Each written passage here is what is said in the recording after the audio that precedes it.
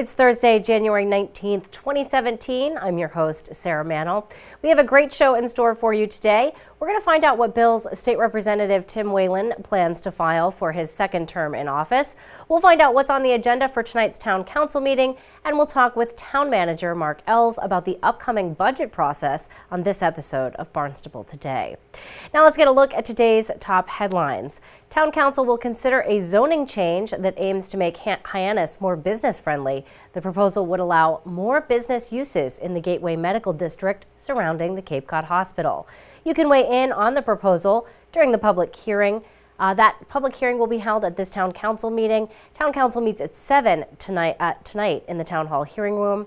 We're going to learn more about what's on the agenda during our interview with Town Council President Eric Steinhelber later in the program. Some changes are being made to Luke's Love Playground in West Barnstable. The goal of that project is to make the area safer for all users. Architect Mark Marinaccio presented revised plans to the Conservation Commission this week. We're before you today with a request to push a portion of the proposed project out there 10 feet further towards the wetlands into the 100-foot buffer zone. We're about 90% complete with construction drawings on this project. And we've been coordinating with the Luke's Love Foundation for the relocation of the playground. And we've discovered that there was a discrepancy between the designer's plans that were given to the architect's SMRT and the actual existing conditions. So we've done some modifications. We've elongated the playground, but the playground still has gotten a little bit wider. And so in order to keep it from encroaching on the back of the old Selectmen's building, we've proposed a change in the lease line and to slide the whole playground a little further back. The Conservation Commission voted unanimously to approve that change. Officials hope construction will begin this spring. The Barnstable Police Department is looking for a few good men and women. The department is now hiring 10 community service officers. The community service officers will help patrol Main Street Hyannis during the busy summer months. Community service officers are paid $17 an hour and work 40 hours each week. To learn more or to apply, you can visit townofbarnstable.us and click through to the employment page. The Barnstable Senior Center is reaching out to caregivers in need of respite and to seniors who may not want to be left alone home with its Adult Supportive Day program. The program assists elders in maintaining their independence and allowing them to remain active while aging in place. The Adult Supportive Day program offers structured and stimulating activities in a safe environment with a focus on socialization. For more information or to set up your free trial day, you can contact the Barnstable Senior Center. Up next, we're going to chat with Town Manager Mark Ells. We are heading straight into budget season. To talk more about that, I have with me Town Manager Mark Ells. You know, I know the budget is a year-long process. Yes, it but is. Really it starts to heat up this time of year. And looking, I mean, how long would you say through April or May is the budget cycle here in the town of Barnstable? Well, you know, there's different phases to it actually, but the formal part before Town Council, capital's in April, operating's in June. Okay. That's typically. Now, May is a month. Sometimes the first meeting in May, we've been before council tying up some of the capital projects. So we have one or two meetings with the council sometimes in May where we take up other major items, but we really do try to keep the agenda open for the respective budgets when they come before the council. And you know, it's actually laid out in our charter how we proceed with the filing to the council so many days before the hearings that will commence, as I've just described. So it's a fairly rigid schedule that we need to follow. Appropriate though, because it's probably one of the more important roles that we play for the municipality. You know, in following that process and then in keeping with those schedules. So and coming up at the council meeting tonight is the joint meeting between Town Council and School Committee, which is also in our charter and part of this schedule. So we try to have certainly a cooperative development of our budget, coordinated development. We've gone even a step further than most communities in the state where We share our finance director. We share also human resources and some other aspects of our government. And not every district does that. well, it's rare actually. We get asked to meetings to discuss what we've done, why it's successful. I had the opportunity, I was invited by our school department to sit when they were looking at transportation and when they were looking at changing school hours and some other areas that they were looking at within the school department with a consultant advisor that they had brought on. And I was probably with them for well over an hour and 20 minutes. And I think we spent 5 minutes on that and the rest of the time talking about what we've used the word consolidation of finance and how that worked and why it works and is something less because of it. And I think we're a stronger organization from what I've seen. It's an interesting topic too, because it also sounds like when you're talking about it, it sounds like it really does save the town maybe a little bit of money and make things work a little more smoothly. Yeah, I hope that it adds value. I believe it does. I think that municipalities and schools, I really believe that there is such a demand for service, both needs and wants, that, the word savings, I always smile when I hear that because we always need that pie. As much pie as we're given, we need. And if we don't have it, we're not doing something most of the time that we need to be doing, not that we want to be doing. Can we do it better? Sure. And that's what, you hire good managers, and that's part of what they're focusing on. But, so yes, I hope that it saved money so that we can use those monies for those needs that we have, both in our school and our town. And, we have a great working relationship with this superintendent and past. Same with our town council school committee. So I'm confident that, nobody can ever say that issues won't arise. They will arise, but we'll manage them together and our community will come out better for it. And talking about managing that together, one of the ways in which the municipality and the school committee works together is by having a joint school committee meeting with town council. That's right. To talk about budget issues. That's it. And Mark Milne will do a PowerPoint presentation, really tying up where we are, what our budget has looked like and will look like moving into FY18. So where we are financially, how we're moving forward financially. He'll give a little bit of some projections and some stats, and they're always interesting to see. We are in a good position going into this fiscal year, and we hope to maintain that as we move forward. And again, you cooperate. We're looking at we're just tying up the capital now, and we look at our building, which roofs need to be placed, which systems are failing. It isn't, well, schools, you're not going to be able to do your need. We find a way to make it work. Sometimes it takes more time, but when you're working together, most times you can avoid having to react as opposed having to plan, even though planning can be difficult at times. So, so Mark will lay this out. If there's questions from council or school committee, he'll answer them. I will try to answer them, and then we'll move forward into the next step. And the next major step will be the hearings coming up on the CIP. Wonderful. Well, thank you for joining us today, telling us a little bit more about that relationship between the school department and the municipality. We really appreciate it, and look forward to chatting with you again in the near future. Thanks for having me. Our guest today, of course, Town Manager Mark Ells. Didn't know who you. Town Council meets tonight at 7 to go over what's on the agenda. Joining us now over the phone, Town Council President Eric Steinhelber. Thank you so much for joining us. A very busy meeting tonight. Yes, it is, and thanks for having me. Let's go ahead and start off. The first thing on the agenda is the joint meeting between Town Council and the Barnstable School Committee. This happens every year, and it's a pretty big part of the work that the school committee and the municipal government do together. Right, we meet together with them every January, and the town manager and the finance director will kind of give us an overview of the budget going forward for the next fiscal year, kind of a state of the town, if you will. And so we look forward to getting together with them. And this kind of, not that it kicks off the budget season, but this is one of the first things, obviously, that the council does. As we head into the very busy meetings where we'll have all the budget items for next fiscal year. Yeah, it is a busy time of year. We actually just spoke to Town Manager Mark Ells all about that. Want to talk a little bit about some of the things in old business first. There is an appropriation order of $1,710, and this is just for an easement on Strawberry Hill Road. What is this for specifically?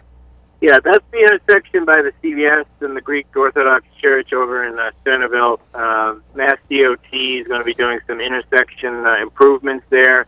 That intersection's had a lot of problems, accidents, and what have you over the years. So they're doing some improvements to it, some curb changes, some light enhancements. But it did involve taking a very small strip of property along the sidewalk on the CVS side, and we were responsible for that in this case. So that's what that item will take care of, so that that work can proceed.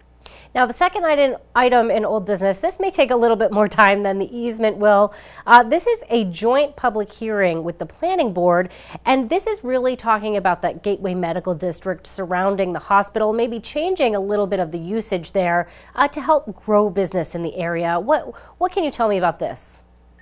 Yes, this was on our agenda a couple of meetings 2 weeks ago, but we weren't able to hold it because the planning board wasn't able to have a quorum that night. So it's back on the agenda, and this was brought forward. There was some landlords, some owners of some properties in that area that were concerned with the kind of current zoning that's in there was restrictive, and there's a lot of vacancies there. So the Barnstable Economic Development Commission, which is a volunteer committee, heard from some of these folks, and they've helped kind of craft this zoning change to just enhance some of the opportunities for those owners and landlords to be able to rent, their office spaces out in that area, and hopefully, eliminate the vacancies that they have there. Yeah, very, very important topic matter, and of course, it will include a public hearing, so the public, of course, welcome to comment on that matter if they so choose. Looking ahead to the next item in old business, we do have an appropriation order for $75,000 from community preservation funds for community housing. When we're talking about community housing here, what specifically are we talking about? Well, this is a program that was originally funded, I believe, in 2006, and there's 38 or 39 properties in the town that have a deed restriction on them that kind of fall into this program.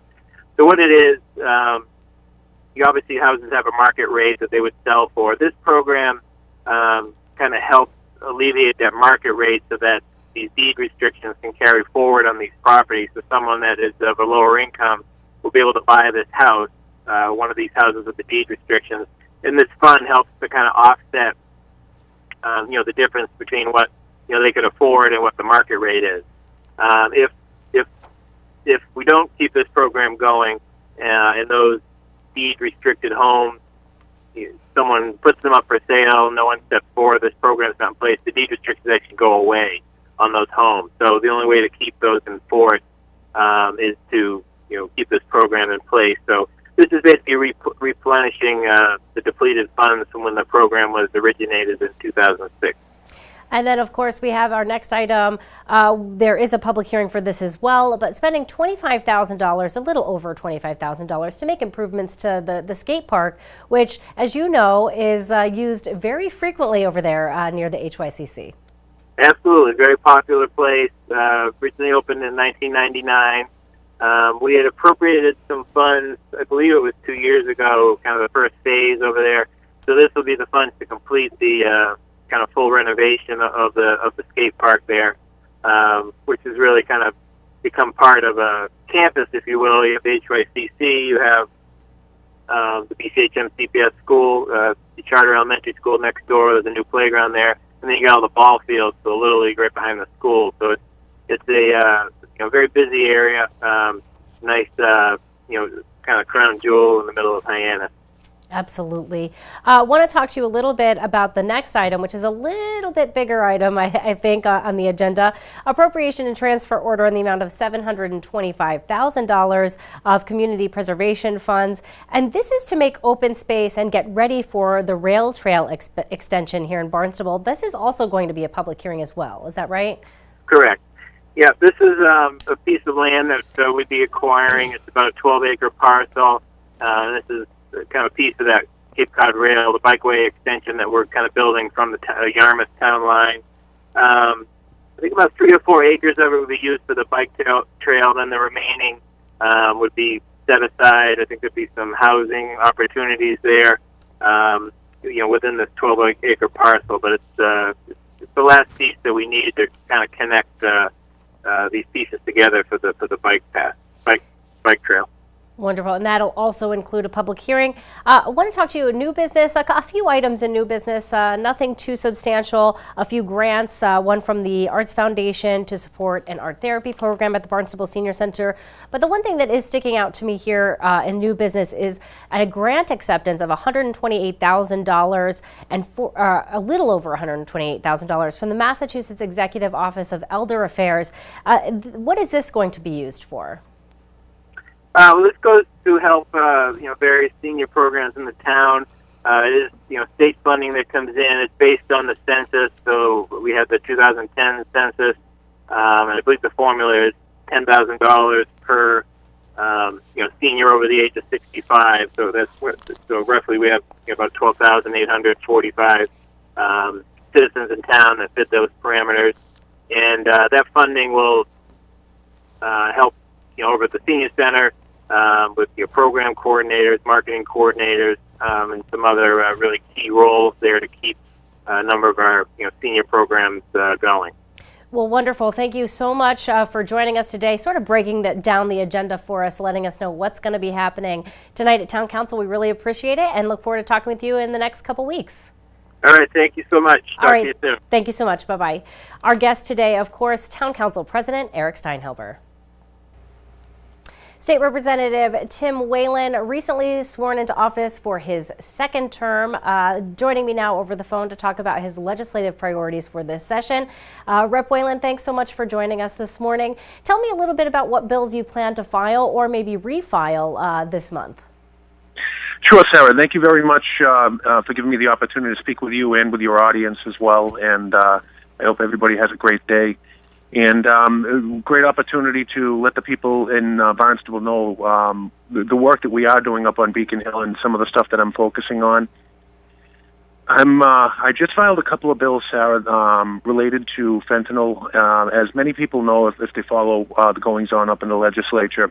Last session, filed bipartisan legislation with my colleague, Rep. Paul Tucker, who's a Democrat from Salem, to address the issue of fentanyl, the proliferation of fentanyl on the streets, and we filed legislation that eventually worked its way through the legislature, along with a companion piece of legislation filed by the Attorney General to criminalize the trafficking of fentanyl. And what we're trying to do now is, with this bill, and speaking with the State Police Crime Lab, we just need to clean up the language a little bit to nail down in finite terms exactly what the definition of fentanyl is as it regards to when they cut fentanyl with cutting agents such as inositol and vitamin D. So we're trying to ensure that when a judge has a case put before them, that they understand that the legislative intent related to fentanyl for the measuring of it, the prosecutable term, the 10-gram trigger, includes any of the materials that it may be cut with, any of the inert ingredients. So interesting. So you're saying in a court of law, if you don't specify exactly what's in that drug, it may not count towards the drug. Well, right now, Sarah, with every other drug that we have in there, the mixtures and solutions, salts, isomers thereof, are included because we have a lot of drugs that are cut with inert ingredients. Like I said, I mentioned earlier, vitamin B, inositol, milk sugar, and the like. So what we're trying to do here is make sure that the language in the fentanyl legislation mirrors exactly what applies to the heroin and the cocaine statutes, so that they don't feel, a judge wouldn't feel that they had the ability to look at that and basically separate just the fentanyl in a mixture. Because the thing with fentanyl is, as has been well publicized, Sarah, it's so potent that it's cut often between at a rate of 50 parts inert ingredient to 1 part fentanyl, or all the way up to 100 to 1. So we're talking, very little fentanyl with an awful lot of inert mixture. Wow. So with the 10-gram trigger, we want to make sure that what's packaged for sale on the street, when it's been quote unquote stepped on a couple of times by a dealer, that we want to make sure that they are taking the entire weight, the 10 grams, as it's packaged for sale on the street, and not sitting there and having to have the crime lab separate it out, almost molecule by molecule, and then we end up with 1/50th or 1/100th the actual weight. It's such an interesting thing, and I think I'm learning a lot from our interview today. Not necessarily experienced in this subject matter. It's interesting to me that legislators have to really think these things through to the detail. Do you work with a lawyer or House counsel to develop some of the phrasing of the bills? Because it would seem to me that some of these things wouldn't naturally come just when you're developing a law. The intent is to make sure fentanyl is illegal, but to include all of these bits and pieces or the different chemicals that it could be, how do you develop some of these bills and the language within? Well, that's where, Sarah, I think it's really important that you listen. You follow the old rule that God gave you 2 ears and 1 mouth for a reason. So you need to listen more than you speak. You need to be out in the community. You need to speak to people, hear their concerns. In this particular case here, it was a conversation that I had while I was on a tour with another legislator. We went up and did a tour of the State Police Crime Lab. For my 3 decades in law enforcement, I built relationships with a lot of people up at the crime lab and was able to have a conversation with a few of them in confidence and find out what was important to them that would improve their operation. Because let's not forget, when we're trying to improve their operation, we're not talking about just improving prosecution rates. We're talking about speeding up the time that it takes for them to conduct samples so that we can cut down on the wait time for trial and improve a defendant's access to justice. We also want to make sure that we improve the accuracy of their findings as well. And one of the things that was brought up to me was specifically related to the language in the fentanyl trafficking legislation that we passed last session. Now, again, what it was it left it open for interpretation. There's a little door open there for judicial interpretation. And while I have nothing but the highest respect for those wonderfully trained professionals we have that sit on the bench across Massachusetts, the legislature also has the authority, as part of one of the 3 branches of government, to establish what our specific legislative intent was in the law. And our legislative intent in passing the fentanyl trafficking statute was not to water it down and take the cutting agents in a 50 to 1 or 100 to 1 mix and separate that from the weight of the actual product. Our intent was to have basically the same type legislation as relates to packaged weight for prosecutable terms that currently exist for cocaine, heroin, and other dangerous narcotics. We want to make sure that we're holding these, particularly the traffickers of these deadly drugs, accountable. And that's what our intent was, and we're just trying to make it absolutely clear to the judiciary, and I think that that'll also help make their jobs easier, too. Wonderful. Well, thank you so much for taking time out of your busy schedule today to explain a little bit more for us about the legislation you're filing and working on Beacon Hill. I look forward to chatting with you again next month. Thank you so much for joining us today. Sarah, the pleasure is absolutely mine. Thank you so very much, and I'm looking forward to speaking to you next. Sounds great. Talk to you soon. Bye-bye. Our guest today, of course, State Representative Timothy Whalen. Now let's find out what's happening around town in today's community calendar. Capabilities wants to make sure everyone can enjoy the movie theater. That's why they are partnering with the Chatham Orpheum Theater to offer individuals with disabilities a free sensory film screening of The Life of Pets. The goal is to provide a safe and accepting environment where cinema lights are turned up and the sound is turned down. The free screening will be held at the Chatham Orpheum Theater Saturday, January 21st at 9:30 in the morning. Seating is limited. Contact Capabilities to sign up. Well, is singing and dancing on stage a secret desire, or maybe even on your bucket list? Moms on Broadway is hosting an informal meeting at the Catuit Center for the Arts Sunday, January 22nd at 1 p.m. in the Art Studio. You can meet the group with no pressure and see what they're up to this season. You might even want to join in the fun. Now here's our complete list of upcoming board, committee, and commission meetings.